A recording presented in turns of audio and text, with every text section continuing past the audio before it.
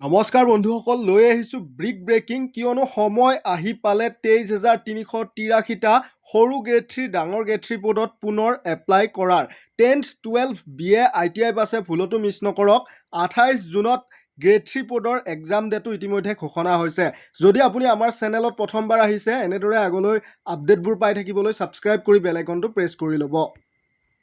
মৰমৰ বন্ধু বান্ধৱীসকল, প্ৰথমে আপোনালোকক জনাই দিওঁ যে কম্বাইন গ্ৰেজুৱেট লেভেল এক্সামিনেশ্যন 2026 অৰ্থাৎ SSC CGLৰ 12,256 পদৰ বৰ্তমান সময়ত অনলাইন যোগে আবেদন চলি আছে। যদিহে আপোনালোকৰ বয়স মিলে, বয়স আপোনালোকে ডিছপ্লেত চাই ল'ব পাৰে, তেতিয়াহ'লে এপ্লাইটো কৰিব পাৰিব। কেৱল মাত্ৰ BA মিনিমাম BA পাছ হ'লেই এপ্লাইটো কৰিব পাৰিব। মন দিব, যদি আপুনি এপ্লাই কৰিম ভাবিছে, লাষ্ট ডেট 22 জুন হয়। আনহাতে মৰমৰ বন্ধু বান্ধৱীসকল, আপোনালোকক আন এক খবৰ জনাব পাই খুবেই ভাল লাগিছে। কিয়নো এছিষ্টেণ্ট লোক' পাইলট অৰ্থাৎ ALPৰ অল ইণ্ডিয়া লেভেলত 11,127টা পদৰ গুৱাহাটীৰ বাবে 676টা ভেকেঞ্চি আছে। বৰ্তমান সময়ত অনলাইন চলি আছে। আপোনালোকক ডিছপ্লেত বয়সটো মই দেখুৱাই দিছোঁ, আপোনালোকে মিলাই ল'ব। কোৱালিফিকেশ্যন আপোনালোকে মেট্ৰিক পাছ, ITI পাছ বা 12 পাছ, ITI পাছো হ'ব পাৰে। হ'লে বা যদি আপোনালোকে ৰেলৱেৰ পৰা এপ্ৰেণ্টিছশ্বিপ কৰিছিলে, তেতিয়াহ'লেও এপ্লাই কৰিব পাৰিব। আপোনালোকে যদি এপ্লাই কৰিম ভাবিছে, তেতিয়াহ'লে মন দিব, লাষ্ট ডেট 14 জুন হয়।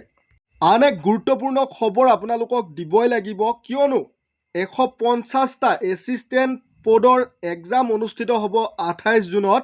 ৰিটেন টেষ্ট হ'ব the Assam cooperative apex bank লিমিটেডৰ। যদিহে আপোনালোকে এপ্লাইবিলাক কৰিছিলে, তেতিয়াহ'লে 15 জুনত এডমিট কাৰ্ডসমূহ ডাউনলোড কৰিব পাৰিব।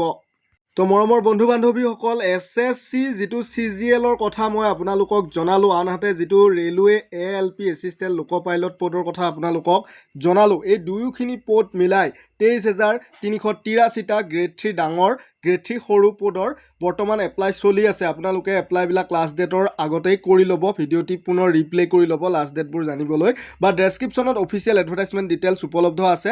আপোনালোকে আমাৰ টেলিগ্ৰামত জইন হ'ব, জইন হোৱাৰ লগে লগে তাত লাভ কৰিব। 28 জুনত এপেক্স বেংকৰ এক্সামো অনুষ্ঠিত হ'ব। তো আপোনালোকে এনেদৰে আগলৈ খবৰবোৰ পাই থাকিবলৈ আমাৰ চেনেলটি ছাবস্ক্ৰাইব কৰি বেল আইকনটো প্ৰেছ কৰি ৰাখিব। ধন্যবাদ।